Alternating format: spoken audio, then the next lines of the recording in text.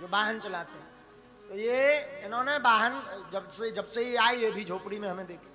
तो वो सरदार जी, हम झोपड़ी में बैठे थे तखत पर, ऐसा बालाजी का स्थान बना था, मंदिर ऊपर, छोटे से मंदिर में बालाजी स्थापित थे, और वही शंकर जी का पुराना मंदिर था।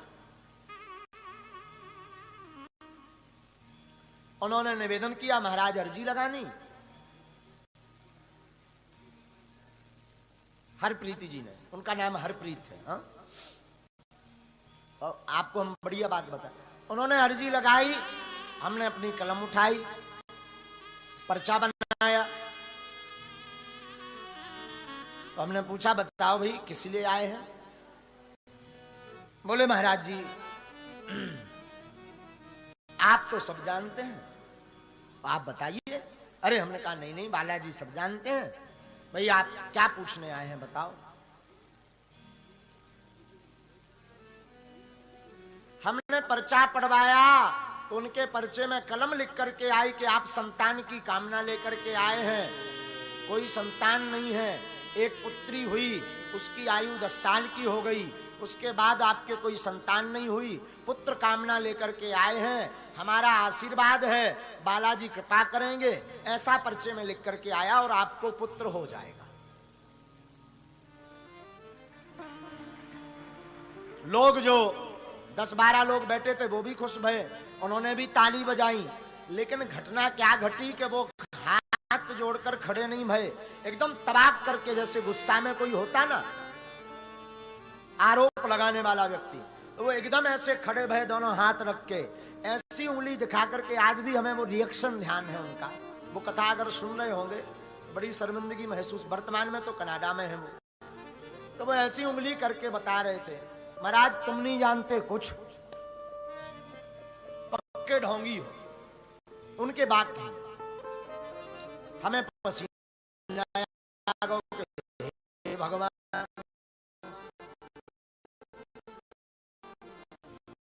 4 साल होगा अर्जी लगाओ, आज का होगा, उल्टी कलम हो गई का।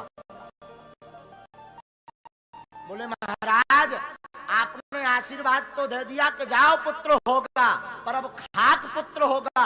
अभी 4 माह पहले हमने अपनी धर्म पत्नी का गर्भाशय का ऑपरेशन करवा दिया, कैंसर हो गया था। अगर तुम जानते होते तो ये पता नहीं लगा लेते कि गर्भाशय ही नहीं है, क्या खाक पुत्र होगा? बात सही थी, हमें भी पसीना आ गो। हमने भी गुरुजी की तरफ देखी कि तुम जब इतना बता सकते तो जो ना बता देते।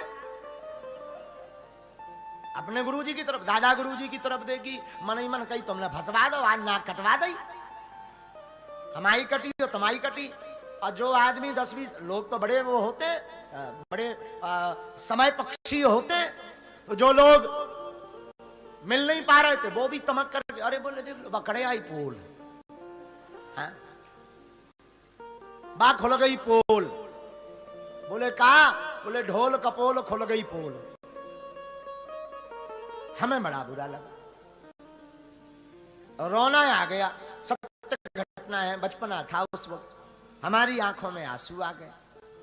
हमने कहा हे गुरुदेव, गुरुजी से प्रार्थना की, आप अंतरंग मन में प्रेरणा देते हैं, बात तो करत नहीं, अगर बब्बाजू हमसे बात करत होते तो हम पकड़ के एक बार हलाउते जरूर, कैसो लबरो पर्चा कह बनवाऊ तो अपनी नाक कटवाऊ तो हमारी बेइज्जती करवाऊ। हमें बड़ा बुरा लगा, आंखों में आंसू आ गए, वो जाने लगे। तो न जाने किसने ऐसी प्रेरणा दी, फिर गुरुजी ने भीतर प्रेरणा दी और हमने ऐसा हाथ ठोका तखत पर और हमने कह दिया जाओ, लिख दिया तो लिख दिया, गुरुजी ने चाहा तो कटने वाला नहीं।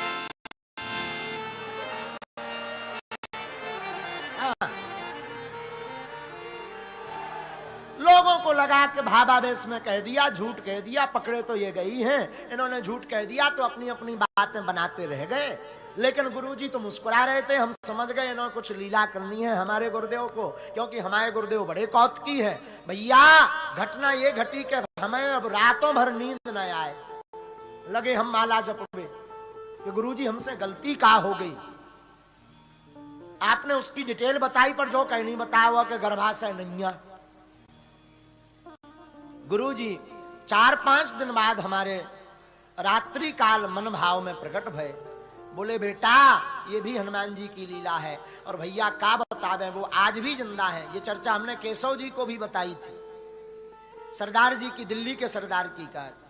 हाँ, आपको आज भी वो जिंदा है भैया। 4 महीने बाद सापत्नीक वो आश्रम आए और गांव के बाहर से दंड भरते हुए आए और आए और रोने लगे। तो हमने कहा सरदार जी भाई आप क्यों रो रहे हैं, कैसे आए? हमने तो आपको देखा है, आप पहले भी आए थे।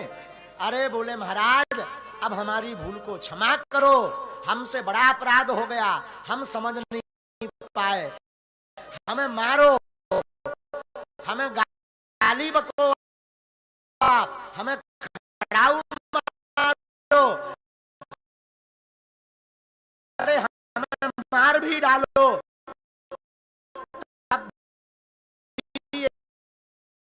अपराध हटने वाला नहीं।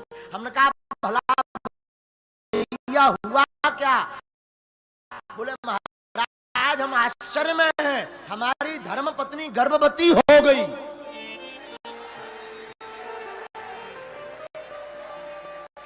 घटना ये घटी, 9 माह बाद उनके घर पर पुत्र प्रकट भया। वो बालक आज भी जिंदा है। मैक्स हॉस्पिटल के जिस डॉक्टर ने ऑपरेशन किया था वो डॉक्टर साथ में बागेश्वर धाम आया। अब बोले महाराज ये कैसे संभव है? हमने कहा तुम डॉक्टर भाई साहब तुम बताओ, हम तो कछु नहीं जानता।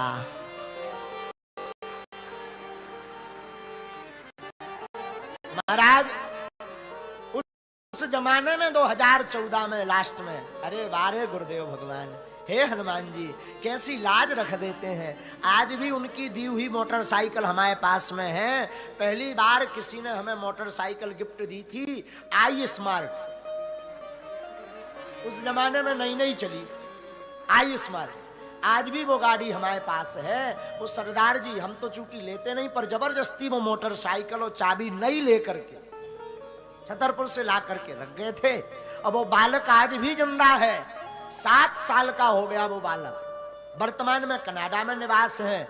आज भी वो परिवार जीवित है और उस बालक का नाम ही रखा बागेश्वर कृपा प्रसाद। हाँ क्या कहें भैया। तो प्रभु की भक्ति में, गुरु भक्ति में, हम भैया अपनी गाथा नहीं कहते, ये हमारी सामर्थ्यता नहीं, ये तो हमारे गुरुदेव भगवान की सामर्थ्यता है, भागवत की सामर्थ्यता है कि जो भागवत की शरण में विराजमान हो जाता ठाकुर जी असंभव को भी संभव कर देते।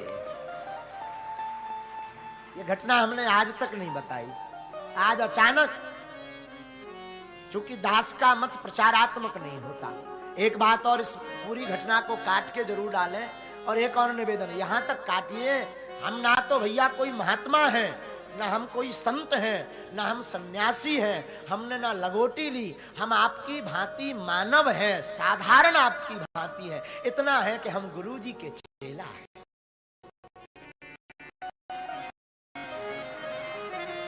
ये बड़ी बात जरूर है। और गुरु जी के चेला अनंत हो सकते, अनेक हो सकते हैं। तो ना तो हम